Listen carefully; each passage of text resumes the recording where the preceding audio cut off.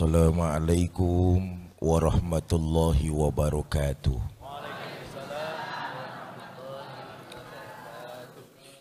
Alhamdulillah, salatu wassalamu ala rasulillah, amma ba'du.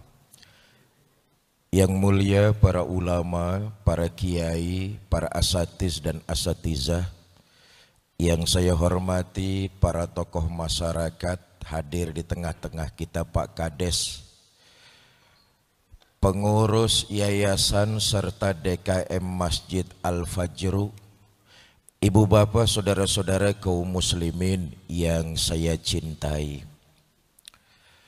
Manusia adalah makhluk yang fana. Semakin bertambah usia, semakin kurang juga kemampuannya. Ada orang fajar indah makin tua makin lincah. Semakin bertambah usia, semakin lemah.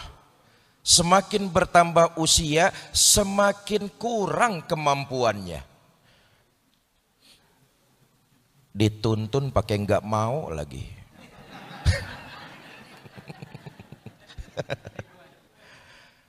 Begitulah sunatullah. Kita ini makhluk fana. Yang pasti Allah ciptakan kita manusia ada ukuran dan ada batasannya. Seperti barang, batasan ada pada bobotnya. Jarak ada batasan waktunya, jauhnya. Kerja ada batasan pensiunnya. Hidup di alam dunia ini ada batas akhirnya, yaitu kematian. Mati bukan selesai dari segala persoalan, justru mati babak baru dari kehidupan yang abadi. Nyuwun sewu, nih yang hadir nih kan calon-calon jenazah semua ini. Betul apa enggak? Sesuai ukuran dan ada batasan kita.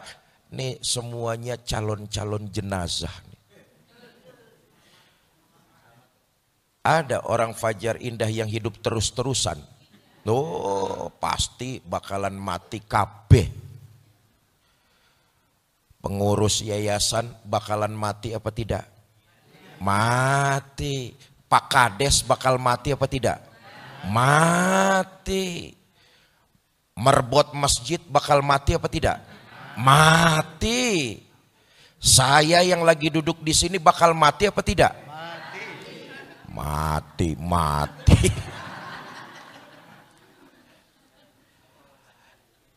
Makanya betul kata baginda Nabi, manusia yang cerdas itu bukan yang titelnya berentet. Manusia yang cerdas itu bukan yang titelnya panjang. Tapi manusia yang cerdas itu kata baginda Nabi, dia mampu melihat masa depannya. Apa masa depannya? Akhirat. Lewat pintu apa? Lewat pintu yang disebut dengan kematian. Suka atau terpaksa, mau atau tidak mau, kita akan masuk melalui pintu kematian. Masa depan yang pasti adalah akhirat. Seorang ulama sufi, Abu Hasan bin Ali Ad-Daqqaq, beliau mertua dari ulama sufi terkemuka juga, Imam Qusairi. Jadi mertuanya ulama sufi, menantunya ulama sufi. Imam Abu Hasan bin Ali Ad-Daqqaq, beliau pernah menyatakan begini,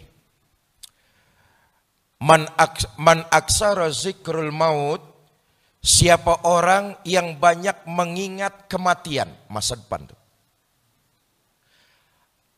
Akramu bisalasatin, maka Allah akan berikan kemuliaan kepada orang tersebut 3 hal. Orang yang banyak mengingat masa depan, pintunya kematian. Orang yang banyak mengingat kematian, menurut Abu Hasan Ad-Daqqaq, Allah berikan kepada orang tersebut 3 kemuliaan. Dah 3 ini aja yang pengen saya omongin nih. Mudah-mudahan pidato saya di Masjid Al-Fajr selesai dalam waktu 5 menit ini. Pidato di sini sampai jam berapa ini? Maghrib. Enggak bayar aja nawar sampai maghrib.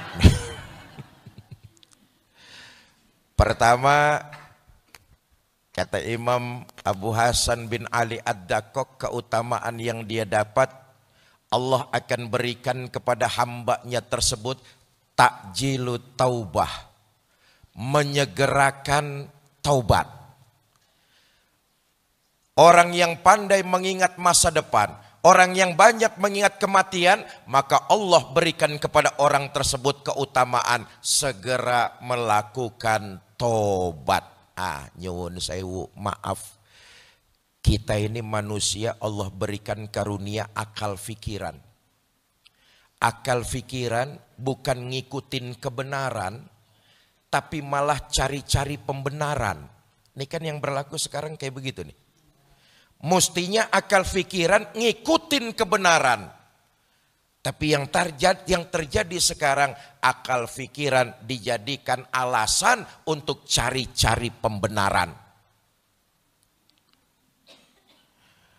Udah tahu kena batasan usia, masih diperbolehkan sama MK. Wis toh meneng ae lah. Mestinya akal mengikuti kebenaran, tapi karena manusia pinter-pinter cari alasan, nah yang diperluin pembenaran. Contoh, nanti ajalah rajin-rajin ke masjid kalau sudah rada tuaan sedikit. Saudara, kita kaitkan taubat ini dengan umur. Saya ingin katakan, kaitannya enggak ada taubat dengan umur.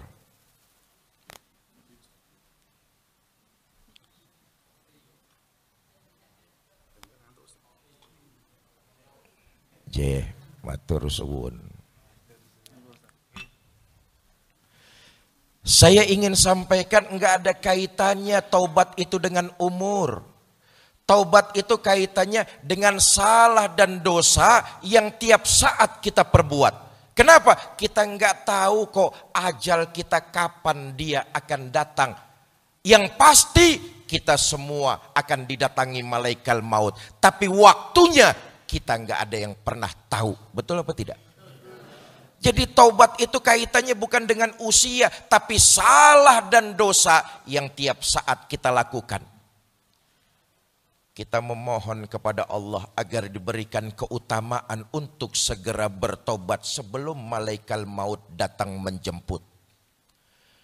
Kenapa? Saudara, sebelum malam yughargir, sebelum ajal itu sampai di tenggorokan, maka tobat masih diterima oleh Allah. Tapi kalau sudah ajal itu di tenggorokan, tertutuplah pintu tobat, menyesallah hamba seperti itu abadan abada. Penyesalan yang abadi dan sudah terlambat. Kematian itu kan pasti akan datang menimpa kita. Malaikat maut akan datang menjemput. Kematian pasti akan datang menimpa kita. Walaupun caranya berbeda-beda. Tapi tetap saja ujung-ujungnya kematian. Saya sih masih muda, matinya belakangan. Oh, jangan saudara. Berapa banyak kita saksikan di tengah masyarakat. Kakeknya sudah payah, cucunya yang meninggal lebih dulu. Betul apa tidak? Banyak itu terjadi di masyarakat. Enggak juga yang lebih tua diambil lebih dulu, enggak. Atau yang muda berangkat lebih dulu, enggak. Sesuai dengan batas akhir dari kehidupannya. Apapun caranya, bagaimanapun jalannya, tetaplah sebuah kematian. Dan itu pasti. Makanya sabab kematian itu macam-macam. Ada yang sakit mati. Ada yang mandi jatuh di kamar mandi mati. Ada yang lagi jalan di pinggir jalan kejatuhan pensil mati. Pensilnya 2 truk. Modar. Apapun jalannya tetap kematian. Takjilut taubah, menyegerakan taubat. Kenapa? Kaitannya bukan dengan usia, tapi kaitannya dengan salah dan dosa yang tiap saat kita perbuat. Saya mau tanya, jamaah Masjid Al-Fajr yang siang ini datang, ada nggak yang tidak berdosa? Ada apa tidak? Semua kita ini makhluk yang berlumuran salah dan dosa. Betul apa tidak? Saya nih Fikri Zainuddin MZ boleh jadi salah dan dosa saya lebih besar dari ibu bapak semua. Tapi Islam itu agama yang memberikan harapan pasti. Kalau kamu melakukan kesalahan dan dosa, bertobat langsunglah kepada Allah. Zonder calo.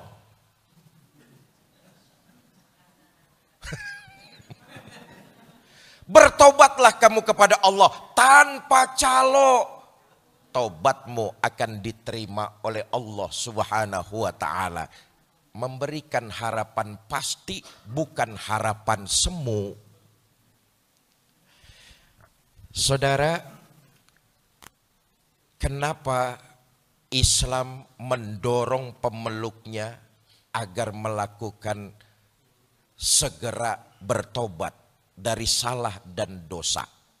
Kita lihat, pertama, junjungan kita baginda Nabi besar Muhammad sallallahu alaihi wasallam. Beliau satu-satunya manusia yang dosanya sudah mendapat jaminan ampun. Betul apa tidak? Tapi sejarah kita baca, Nabi itu taubat sehari semalam enggak kurang 100 kali melalui kalimat istighfar. Ya Allah, manusia maksum, terjaga, terpelihara, enggak punya salah dan dosa. Tapi sehari semalam taubatnya kepada Allah 100 kali melalui kalimat istighfar. Yang kedua, keutamaan orang taubat itu luar biasa. Makanya agama menyuruh kita untuk segera melakukan pertobatan. Diriwayatkan dahulu ada orang durjana. Kerjaannya seneng ngoleksi dosa. Judi doyan. Mabok enggak ketinggalan. Zina di mana aja ada langganan. Kejahatan dan jenis dosa apapun sudah pernah dia lakukan. Dengan kata lain, ini orang bromo corah, preman, bajingan, tengik, membunuh orang enggak tanggung-tanggung, sudah menghilangkan 99 nyawa. Allahu Akbar. Jadi preman enggak tanggung-tanggung, membunuh 99 orang. Bukan kayak preman kita beraninya di dalam gang saja. Ini orang enggak tanggung-tanggung, bukan kaleng-kaleng, sudah membunuh 99 orang. Satu hari dia menyadari kesalahannya, dapat taufik dan inayah, pengen taubat kepada Allah. Nah, ini hikmah pertama, Bapak, Ibu, saudara-saudara. Kalau hari ini kita lihat di luar sana masih banyak saudara-saudara kita yang larut dalam kemaksiatan. Kita rangkul. Kalau kita enggak mau kita rangkul, jangan dikata-katain. Jangan divonis, jangan dicaci maki. Sebaiknya kita doakan yang baik-baik agar Allah memberikan inayah dan taufik kepada orang tersebut. Nih preman contohnya nih. Doa dari kaum muslimin tembus ke aras. Ini preman, dia menyadari kesalahan dan dosa-dosanya. Satu saat dia ingin taubat kepada Allah. Datang preman ini ke seorang ustadz. Kebetulan yang didatengin ustadznya ustadz gaul. Ustadz, saya mau tobat, kira-kira tobat saya diterima apa tidak? Kata ustadz, dosa apa yang sampean perbuat?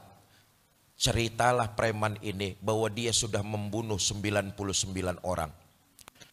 Mendengar pengakuan preman membunuh 99 orang, ini ustadz marah.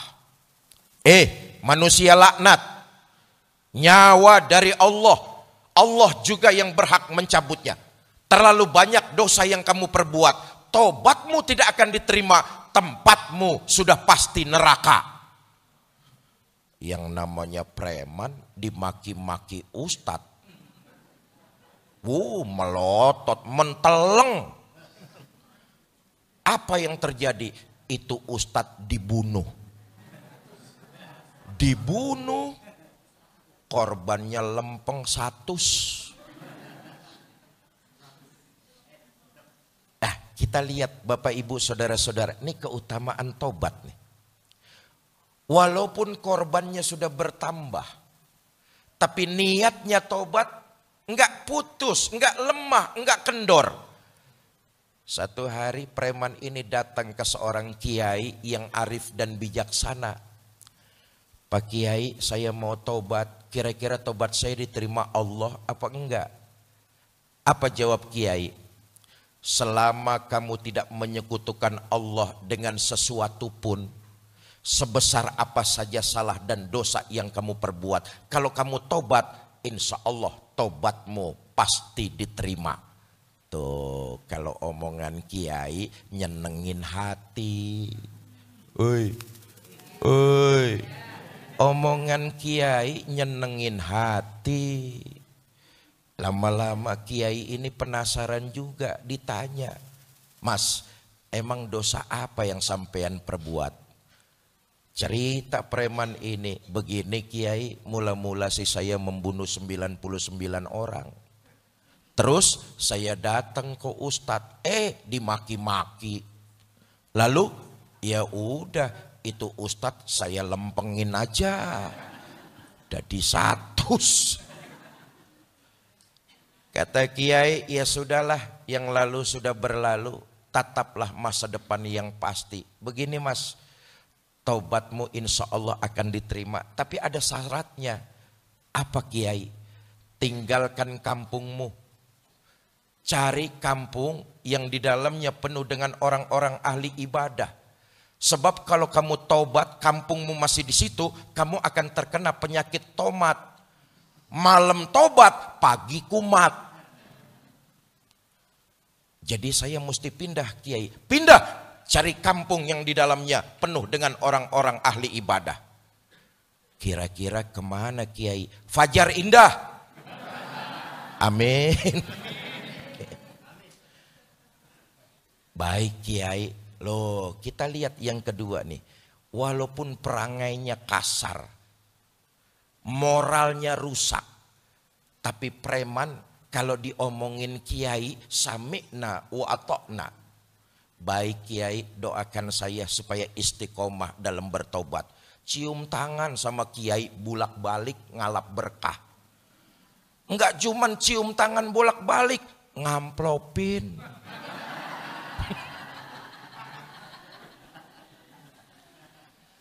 Pulang nih preman, ngepak koper, berangkat pindah, cari kampung yang di dalamnya penuh dengan orang-orang ahli ibadah.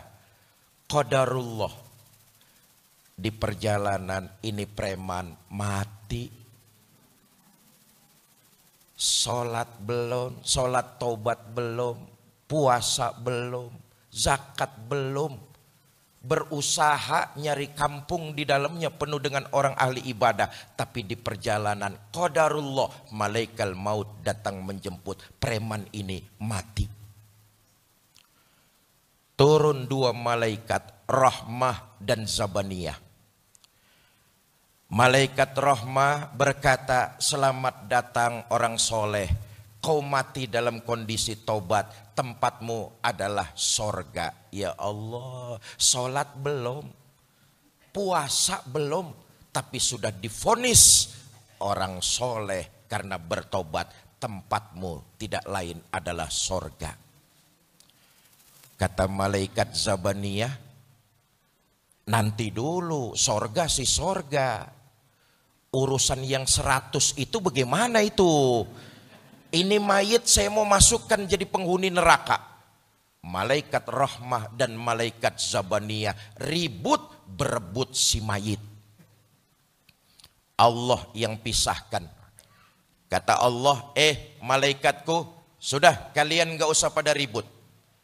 Sekarang mending diukur saja. Lebih dekat jarak yang mana antara kampung yang dia tinggalkan dengan kampung yang dia tuju. Kalau lebih dekat kampung yang dia tinggalkan, seret mayit ini, jadikan dia penghuni neraka. Tapi kalau lebih dekat kampung yang dia tuju, masukkan mayit ini jadi penduduk sorga. Sudah, kalian gak usah ribut, ukur saja ukur. Malaikat Rahmah dan Zabaniyah sibuk bobo meteran. Ngukur. Ada yang semeter minta 5 juta.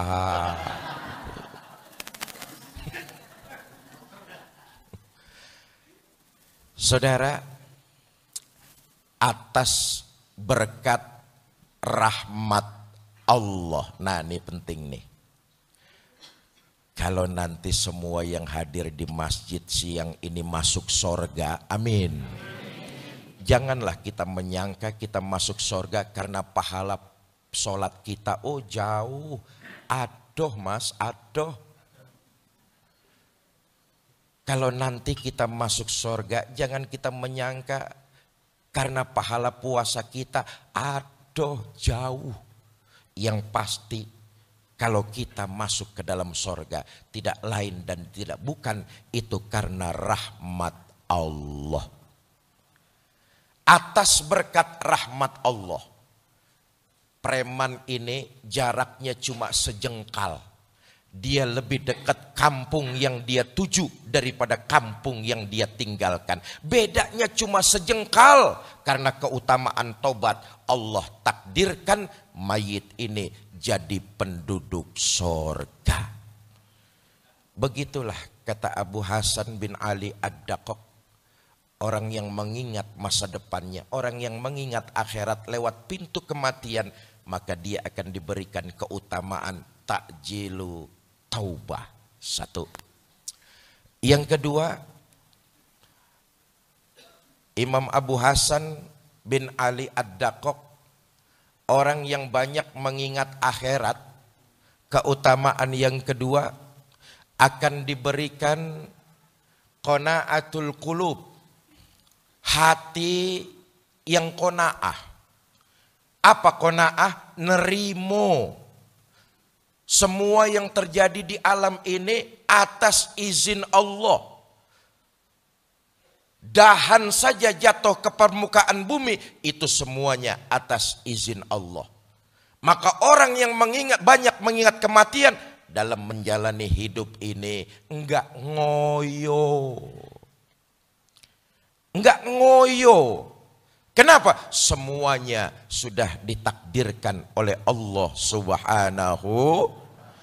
Orang yang memiliki hati qanaah, menerima apa adanya, kelihatan dalam cermin kehidupan. Kalau dia diberikan banyak nikmat, dia akan bersyukur. Kalau dia diberikan ujian, cobaan, masalah, dia bersabar. Itu orang yang memiliki hati qanaah. Saya ulangi, kalau dia diberikan nikmat, karunia, dia akan bersyukur. Sehingga kebahagiaannya enggak melampaui batas.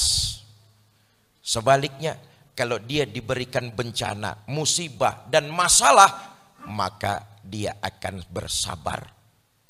Sebagaimana hadis qudsi Allah menyatakan, "Malam yasbir ala balai walam yaskur ala na'ami." Barang siapa yang tidak bersabar atas bencanaku dan tidak mau bersyukur atas nikmatku, fahruj min tahtid dunya, keluar dari kolong langit. Ya Allah, kita diusir sama Gusti Allah. Kalau enggak bersabar dengan masalah, enggak bersyukur dengan nikmat yang Allah berikan, kita diusir, suruh keluar dari kolong langit. Kalau disuruh keluar dari kolong langit, mau ke kolong mana lagi? Betul apa tidak? Hadis qudsi ini menyatakannya. Siapa orang yang enggak bersabar atas ujian, cobaan, masalah yang aku berikan, lalu siapa orang yang tidak bersyukur atas nikmat karunia yang aku berikan, maka silakan keluar dari kolong langitku, cari Tuhan selain aku. Ya Allah. Maka hati yang qanaah, dia akan tercermin kalau diberikan nikmat dan karunia, dia bersyukur, dia gunakan nikmat dan karunia itu makin mendekat kepada Allah.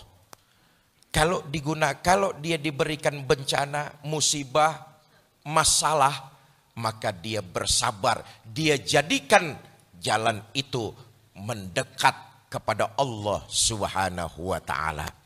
Yang kedua, yang ketiga, Bapak Ibu, saudara-saudara,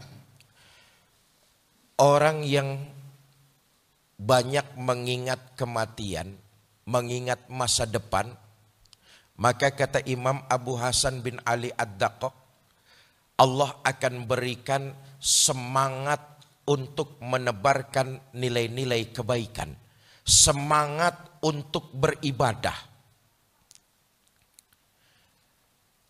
Tadi ketua yayasan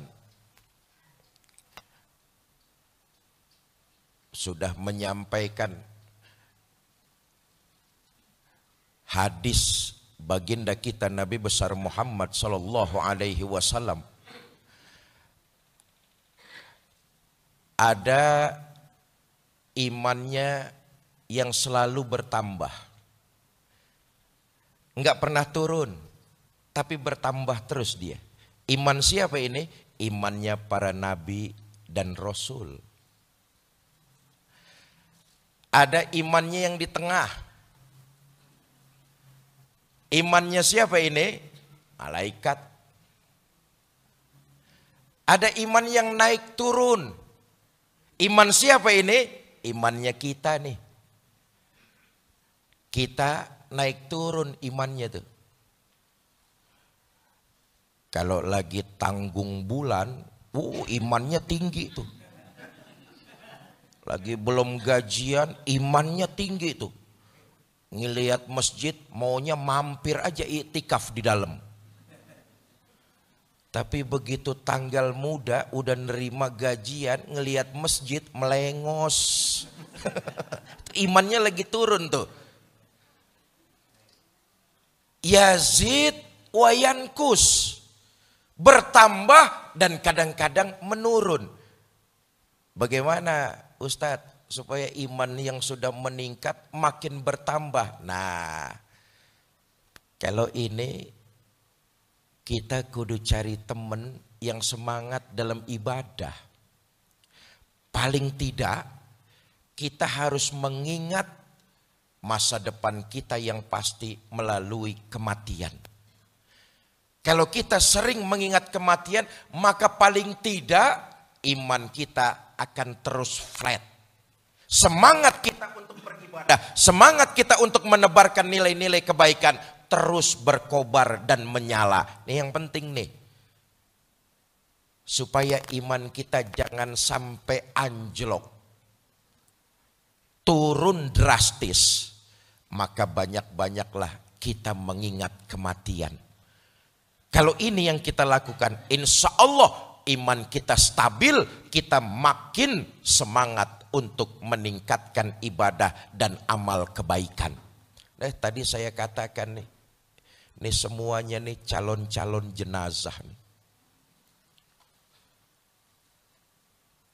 Suka atau tidak, kita akan masuk melalui pintu yang disebut kematian.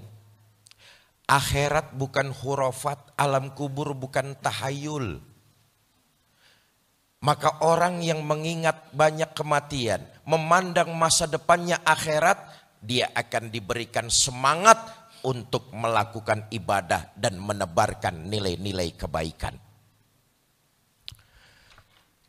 Bapak Ibu, ibadah yang kita kerjakan, kebaikan yang kita lakukan, bukan untuk menyenangkan Allah. Saya ulangi kalimat ini. Ibadah yang kita kerjakan, kebaikan yang kita taburkan, bukan untuk menyenangkan Allah. Allah nggak ngambil keuntungan sedikit pun dari ibadah dan kebaikan yang kita kerjakan. Seluruh perbuatan itu manfaatnya akan kembali buat diri kita. Kalau kebaikan yang kita lakukan, ibadah yang kita kerjakan akan kita terima. Begitupun kejahatan, dosa dan kesalahan. Kalau itu yang kita lakukan, maka itu juga akan menimpa diri kita. Gampangnya, sesolo raya orang gak ada yang sholat, Allah nggak bakalan pensiun jadi Tuhan. Betul apa tidak?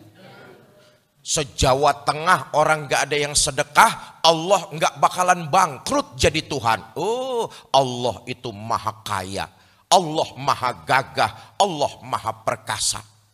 Perbuatan yang kita lakukan di alam dunia, sesungguhnya kita sedang mempersiapkan alam kubur kita masing-masing.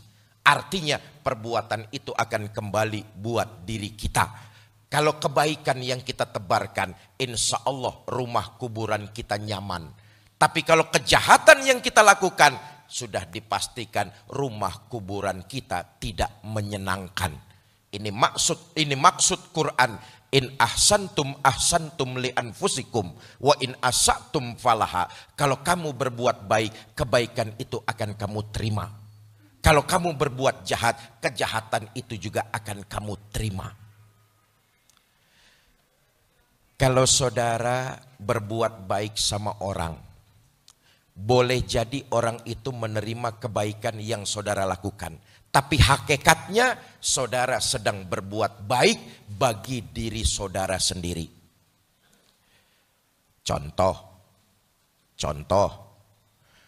Pak Kades nanti selesai acara nyanguin saya amplop 5 juta. Contoh. Kelihatannya Pak Kades berbuat baik kepada saya. Betul apa tidak? Tapi sesungguhnya Pak Kades sedang berbuat baik bagi dirinya sendiri. Apapun perbuatan yang kita lakukan, sesungguhnya kita sedang menyiapkan rumah kuburan kita masing-masing. Nah, itu yang tadi saya maksud. Nih calon-calon jenazah. Betul. Calon bupati belum tentu jadi bupati. Calon mati pasti. Calon gubernur belum tentu jadi gubernur. Calon mati pasti. Tadi di awal saya katakan caranya menjemput kematian boleh saja berbeda-beda. Tapi ujung-ujungnya sama juga, kematian namanya. Betul apa tidak? Nabi sudah mengingatkan nanti kalau sudah wayah malaikat maut datang menjemput, semua kita akan mengalami, akan merasakan malaikat maut datang menjemput. Kekuatan apapun tak akan sanggup menghadang datangnya malaikat maut. Dicabutlah ruh kita, terbujur kaku jasad kita. Jasad ini berharga karena di dalamnya ini ada ruh. Saudara dihormati orang, saudara disanjung orang, saudara dikancane orang, itu karena di dalam jasad saudara ada ruhnya. Itu yang membuat jasad kita berharga. Contoh paling gampang nih, tuh yang duduk di sebelah saudara, mau nemenin duduk di sebelah saudara karena di dalam jasad saudara ada ruhnya.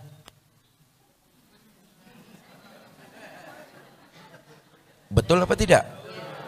Bayangkan yang duduk di sebelah saudara itu nggak ada ruhnya, masih mau duduk dempetan kayak begini.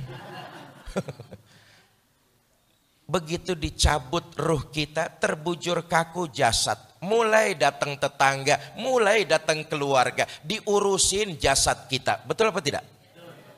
Yang tadinya dihormatin, yang tadinya berharga, saat itu sudah buru-buru diurusin, dimandiin, dikafanin, disolatin, dimasukkan jasad kita ke dalam kendaraan yang paling serem, namanya keranda jenazah. Siapa yang numpak kendaraan itu pasti mati. Belum pernah ada yang gagal. Leres. Dibawalah jasad kita, diantar ke kuburan. Siapa yang nganterin ke kuburan? 3 tuh kata Nabi. Ahluhu wa maluhu wa amaluhu. Keluarga, harta, amal, perbuatan. Yang baik dan yang buruk. Itu nganterin ke kuburan tuh. Ini Nabi yang ngomong nih. Kata Nabi, sayang yang 2 pulang. Siapa yang pulang? Ahluhu wa maluhu. Keluarga dan harta pulang. Harta yang kita cari siang malam pagi sore, boleh jadi rumah megah, kendaraan serba mewah, harta berlimpah di bank maupun di rumah, puluhan hektar sawah, semua hanya akan kita tinggalkan. Boleh jadi itu akan jadi rebutan ahli waris kita saja. Keluarga hari itu nyata, nggak akan ada seorang pun mau nemenin kita di dalam kubur. Begitupun dengan pasangan kita. Pak.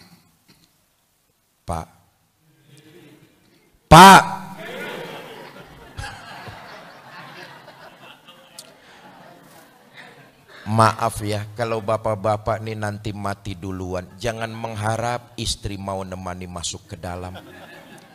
Bagaimanapun cintanya istri sama kita, manis di bibir nggak sesuai dengan kenyataan. Loh bener loh Pak, dimasukkan jasad kita ke dalam kubur, ditutup dengan papan, diuruk pakai tanah. Bagaimanapun cintanya istri, dia cuma berdiri di tepian liang lahat, berlinang air mata sambil berkata, Mas sampai sini aja saya ngantar, mudah-mudahan sampean betah di dalam, nggak usah naik-naik lagi Mas. Bagaimanapun cintanya istri nggak bakalan mau nemani, itu fakta loh. Betul? Bu, sekarang kalau ibu-ibu yang mati duluan, jangan mengharap suami mau nemani masuk ke dalam. Apa suami nggak sedih ditinggal mati istri? Nah, ibu jangan salah sangka. Kami nih para suami apabila ditinggal mati istri tentulah kami bersedih. Kenapa? Istri buat kami para suami belahan jiwa, pelipur lara. Pret.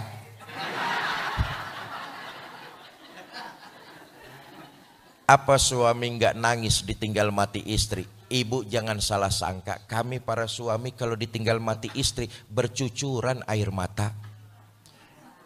Mata yang kanan, mata yang kiri melotot nyari mana gantinya ini. Nyatalah yang masuk menemani kita jadi bekal kita di alam kubur, perbuatan yang pernah kita lakukan di alam dunia. Artinya manfaat perbuatan baik akan kembali kepada kita. Keburukan yang kita lakukan akan berpulang juga menimpa kita. Saya katakan kebaikan yang kita lakukan bukan untuk menyenangkan Allah, tapi manfaatnya kembali buat diri kita. Orang yang ibadahnya berhasil, kelihatan dalam kehidupan sehari-hari. Dia akan gemar, semangat menebarkan kebaikan kepada siapapun juga. Maaf nih, maaf. Banyak di antara kita yang dalam mengerjakan ibadah cuma sekedar menggugurkan kewajiban. Apa buktinya Ustadz? Kelihatan di tengah masyarakat kalau mau berbuat baik sering pilih kasih dan pandang bulu. Itu mengerjakan ibadahnya hanya sekedar menggugurkan kewajiban. Tapi kalau ibadahnya dilakukan sepenuh jiwa, ibadah akan membentuk kepribadian. Selesai dia dari melaksanakan ibadah, kembali dalam kehidupan bermasyarakat, dia tebarkan nilai-nilai kebaikan. Enggak pernah pilih kasih dan pandang bulu. Karena dia yakin betul kebaikan itu manfaatnya akan berpulang buat dirinya sendiri. Maaf nih, kita berbuat baik sering pilih kasih dan pandang bulu. Hei, hei. Ngapain saya bantuin kamu? Kamu bukan keluarga saya. Ngapain saya tolongin kamu? Kamu kemarin gak nyoblos saya.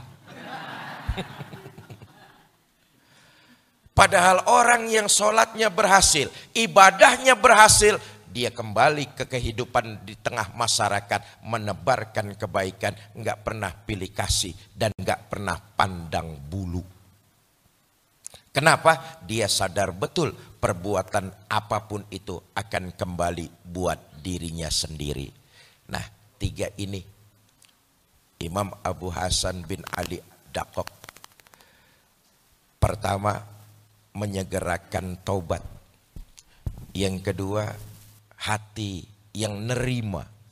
Yang ketiga, semangat dalam beribadah. Bapak Ibu mau mensegerakan bertaubat?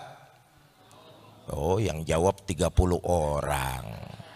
Ini yang hadir ada 50 orang ini. 100 orang. 150 orang. 1.500 orang. Campur yang goib di sawah-sawah. Bapak Ibu saudara-saudara mau menyegerakan taubat? Mau menebarkan kebaikan? Mau memperbanyak ibadah? Saya tes sore ini bersama dengan saya. Saudara-saudara mau ikut sedekah? Bawa uang? Berapa? Mangewu. Masuk kebun binatang saja tiketnya sudah 50.000. Itu lihat monyet. Masa lihat Fikri Zainuddin MZ mangewu. Mahalan monyet ketimbang saya itu berarti. Dah kita tahulah orang Fajar Indah tuh paham semua. Yang namanya sedekah tuh kan yang penting ikhlasnya. Betul apa tidak? Soal besarnya mah nomor 1. Buat apa sedekah kecil kalau nggak ikhlas? Mendingan sedekah besar tapi ikhlas. Ada ibu-ibu ngomong, Ustadz saya pengen ikut sedekah tapi dilalah. Siang ini carry. Nggak bawa uang dari rumah. Bu, siang ini dan seterusnya. Kalau mau datang ke masjid, kalau mau datang ke majelis taklim, biasakan bawa duit. Oi, nih semuanya nih mau ke akhirat, betul apa tidak? Enggak bawa duit, nekat. Kita mau rekreasi ke Tawangmangu, bawa uang 2 juta, masih khawatir takut kurang, betul apa tidak? Loh, perjalanan kita panjang, negeri akhirat. Maka Islam menyuruh kita jadi wong sugih.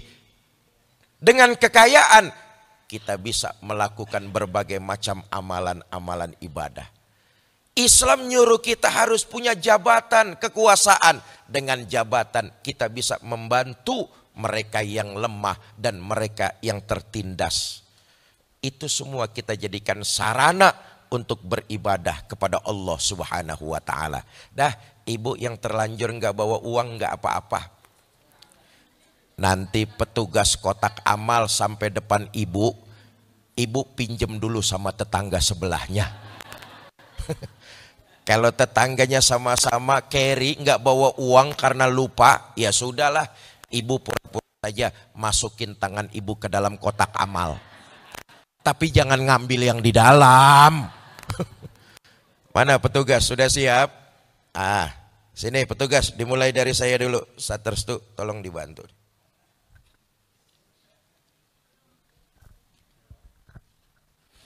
Allahumma salli ala Sayyidina Muhammadin tibbil qulubi wa dawaiha wa afiyatil abdani wa shifaiha wa nuril absari wa dhiyaiha wa ala alihi wa sahbihi wa sallim. Allahumma salli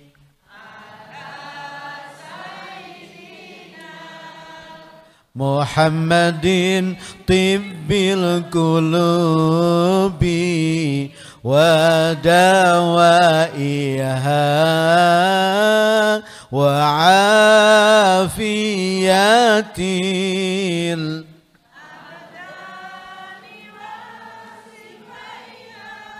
wa nuril absari wa dhiyaiha wa ala alihi wa sahbihi wa sallim. Allahumma salli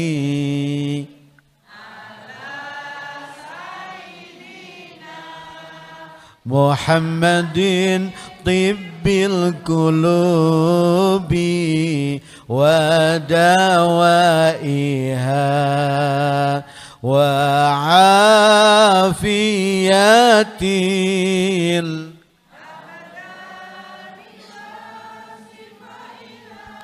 wa nuril absari wa dhiyaiha wa ala alihi wa sahbihi wa sallim. Allahumma salli wa sallim wa barik alaih. Bapak Ibu, saya hanya mengingatkan, tidak bermaksud menggurui. Mulai sore ini dan seterusnya, kalau kita melakukan amalan yang dianjurkan oleh baginda Nabi, yaitu amalan sedekah, maka niatkan pahala sedekah yang kita lakukan, pahalanya kirim buat keluarga tercinta yang sudah meninggal dunia. Tanpa mengurangi pahala kita, tapi keluarga kita yang kita niatkan pahalanya buat mereka, luar biasa senangnya. Semua kita punya keluarga, betul apa tidak? Semua kita pasti punya orang tua, ibu dan bapak. Kalau mereka masih ada, terus berbakti. Kalau mereka sudah tidak ada, kirimkan doa dan khusus pahala sedekah yang kita lakukan di alam dunia. Apa yang kita miliki hari ini, apa yang kita rasakan sekarang ini, apa yang kita punya hari ini, itu karena perjuangan dan pengorbanan ibu dan bapak kita. Tanpa mereka kita bukan siapa-siapa. Tanpa mereka kita bukan apa-apa. Andai kata dunia dan isinya kita persembahkan kepada ibu dan bapak untuk membayar jasa mereka, tak akan terbayar jasa mereka. Bapak yang membesarkan kita, kulitnya nyaris terbakar oleh sengatan matahari. Ketika musim hujan, waktunya beliau keluar mencari nafkah untuk menghidupi kita anak-anaknya. Derasnya air hujan, kilatan petir yang menyambar dilakukan oleh bapak kita dalam mencari nafkah, bertarung dengan nyawa demi hanya untuk menghidupi kita anak-anaknya. Perintahnya sering kita lalaikan, larangannya malah sering kita kerjakan. Terbayang oleh kita, bapak kita lebih banyak menahan walaupun kita tahu hatinya kecewa karena ulah kenakalan kita dahulu. Sekarang baru kita menyadari kita ingin membalas, ingin berbakti kepada bapak, tapi sayang bapak kita sudah meninggal dunia. Ibu yang membesarkan kita dengan kasih sayang, ya Allah, melahirkan kita pilihannya cuma dua, kalau enggak hidup mati. Cucuran keringat, derayan air mata, genangan darah, sakit perih yang luar biasa antara hidup dan mati. Beliau lahirkan kita ke alam dunia. Sakitnya bukan kepalang, bagaikan kulit dicabut dari daging. Dibesarkan kita dengan susunya, dibesarkan kita dengan kasih sayangnya. Setelah kita besar, kita lebih banyak mengecewakan hati ibu kita. Terasa habis air mata ibu kita melihat kenakalan yang kita lakukan. Sekarang terbayang, ibu dan bapak sudah tidak ada, kita masih ingin berbakti kepada mereka. Masih ada cara, bentuk dari birrul walidain, kirimkan doa kepada mereka dan pahala sedekah yang kita lakukan di alam dunia. Hakul yakin akan sampai kepada mereka dan mereka senangnya luar biasa. Tadi sedikit sudah saya singgung tentang alam kubur. Kita juga akan masuk ke dalam alam kubur. Ibu, bapak dan keluarga kita yang hari ini berkalang di dalam kubur. Perbedaan waktu alam kubur dengan alam dunia jauh berbeda. 1 hari di dalam kubur, 1000 tahun di alam dunia. Kalau kemarin 1 hari sebagai anak kita terlalu sibuk ngurusin dunia, tidak mengirimkan doa apalagi pahala sedekah buat ibu dan bapak kita, mereka itu mengharap selama 1000 tahun. Kalau 3 hari kita nggak ngirimkan doa dan pahala sedekah kepada mereka, mereka mengharap selama 3000 tahun. Andai kata 1 minggu kita nggak kirimkan mereka doa, mereka itu mengharap selama 7000 tahun. Untung ada Sayyidul Ayyam, hari Jumat. Ketika khutbah kedua, khotib di mimbar berdoa, Allahumma gfir lil muslimina wal muslimat, mu'minina wal mu'minat, al ahya'i minhum. Orang-orang tua macam itu yang dilupakan oleh anak-anaknya masih dapat kiriman doa dari kaum muslimin dan muslimat. Tapi sayang, cuma 7000 tahun sekali.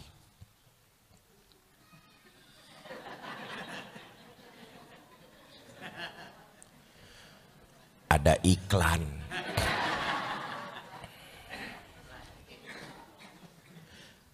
Orang-orang tua yang gak dipedulikan oleh anaknya, 1 minggu masih dapat kiriman dari kaum muslimin dan muslimat. 1 minggu dalam kurun waktu dunia di alam kubur 7.000 tahun. Kemana anaknya? Oi, oi, kemana putune? Saudara, benar ini. Kalau sekarang kita bisa menikmati buah kelapa, itu karena dulu kakek, eyang, leluhur kita, mereka yang tanam pohon kelapanya. Boleh jadi mereka nggak sempat menikmati buah kelapa itu. Mereka berkorban buat kita. Setelah mereka berkorban buat kita, kita menikmati buah kelapa. Haruskah kita tidak memperdulikan mereka? Berkalang di dalam tanah, kita diamkan saja. Padahal mereka sangat mengharapkan kiriman kita yang masih hidup di alam dunia dari anak keturunannya. Makalah Arab menyatakan ma fil abna. Bagaimana orang tua, begitulah anaknya. Apa yang akan dilakukan orang tua pasti akan dikerjakan anak-anaknya.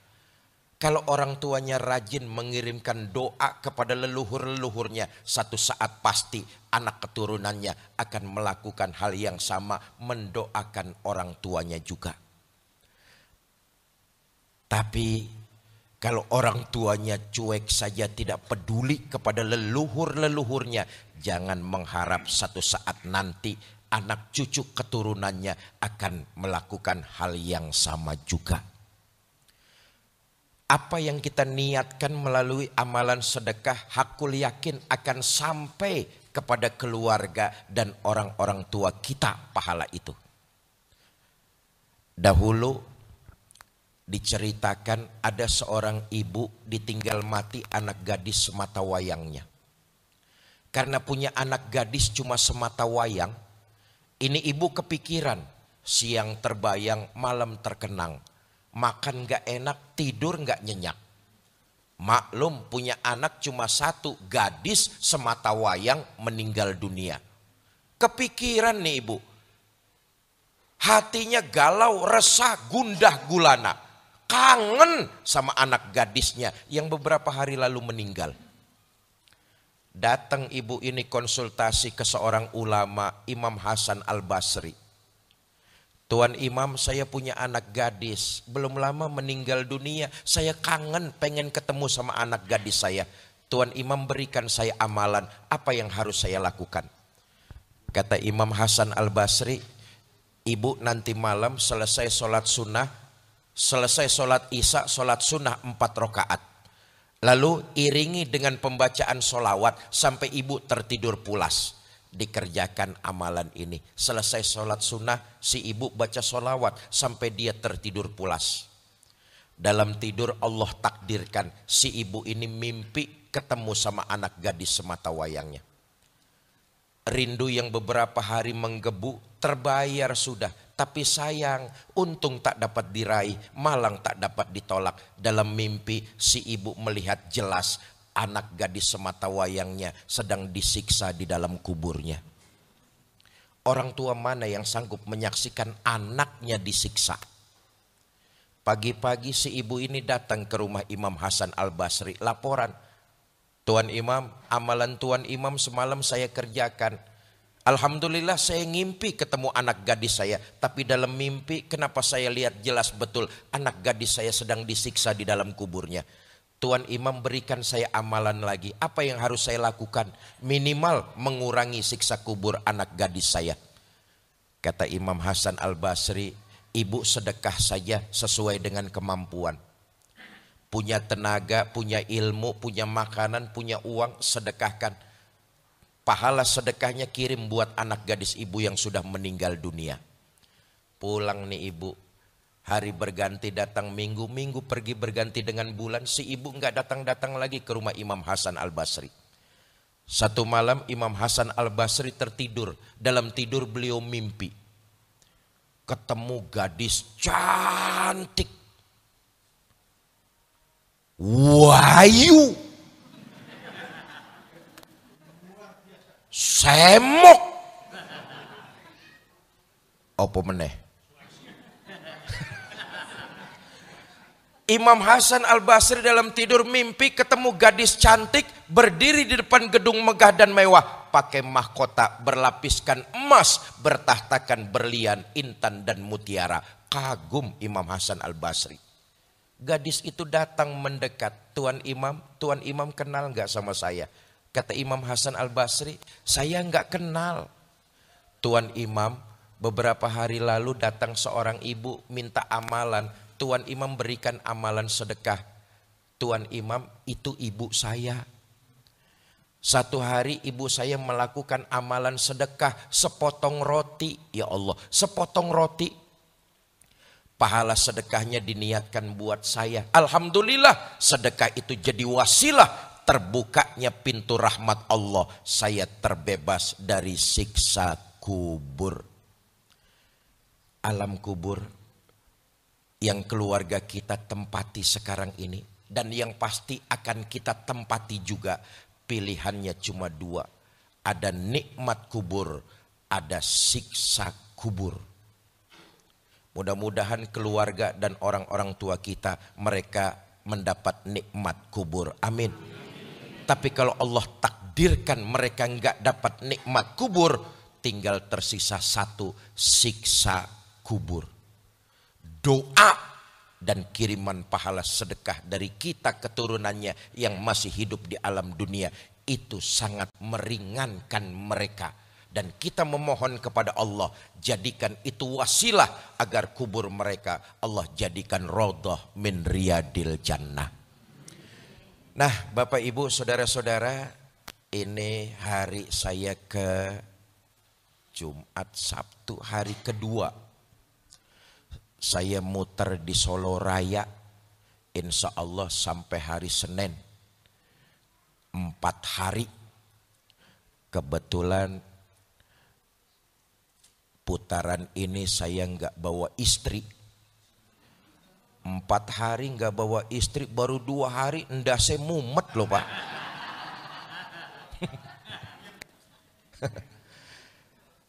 Saya berterima kasih. Saya berterima kasih dengan tokoh masyarakat di perumahan Fajar Indah, Pak Kades DKM Masjid Al-Fajru, dan teman-teman dari Yayasan Cinta Darud Dakwah.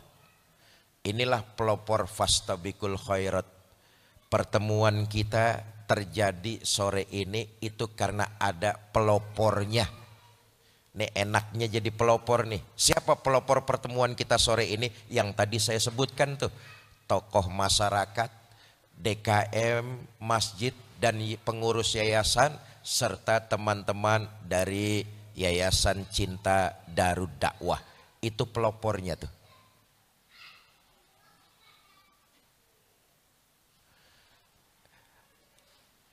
Jumlah yang hadir nggak bakalan kekurangan pahalanya.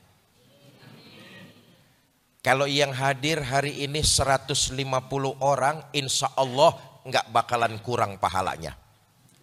Tapi pelopor yang menyebabkan pertemuan kita sore ini, mereka juga kebanjiran pahalanya. Itulah enaknya jadi pelopor kebaikan. Maka dianjurkan oleh baginda Nabi. Kata Nabi, man sanna sunnatan hasanatan.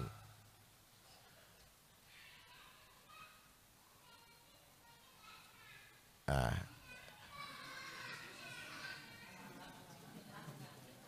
Bocah sopo itu. Repot kalau pidato ada saingan di luar, repot urusannya nih.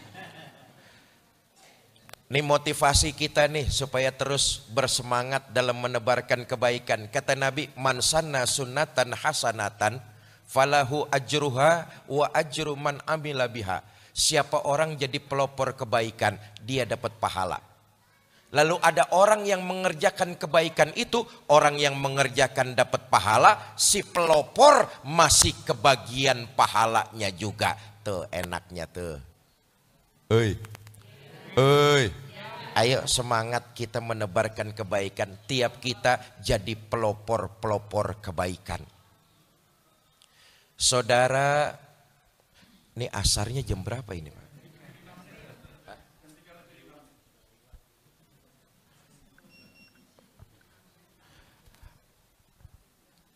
Berapa menit lagi kira-kira? Asarnya, saya pidatonya sampai jam berapa ini?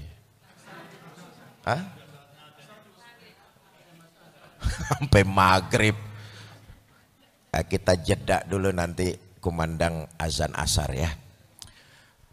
Kata Nabi, man sanna sunnatan hasanatan falahu ajruha wa ajru man amila biha. Ini hadis supaya kita jadi pelopor kebaikan. Contoh, Bapak Ibu jamaah dapat rejeki bikin syukuran. Entah nikahin anak, entah pindah rumah, atau tasmiyah cucu. Bikin saja pengajian, undang tetangga kiri kanan depan belakang. Bacain tahlil, bacain tahmid, bacain tasbih, zikiran di rumah ibu bapak. Makin banyak orang yang datang, makin banyak ibu bapak kebagian pahala. Kenapa? Karena saat itu saudara jadi sponsor kebaikan, pelopor kebaikan. Kalau dirasa pengajiannya masih kurang, undang ustadz lokal.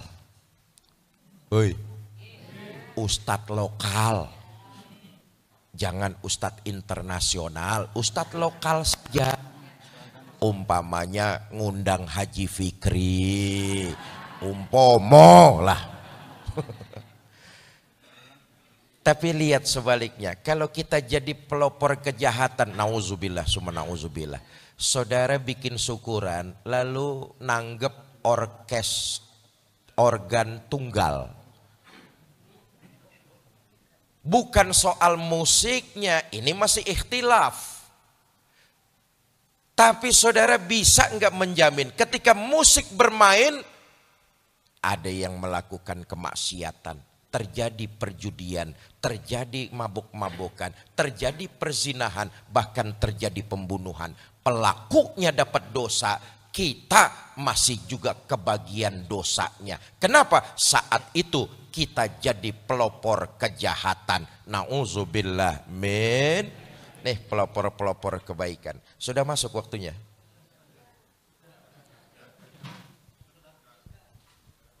Sudah masuk waktu aja. Sudah masuk. Terusin aja.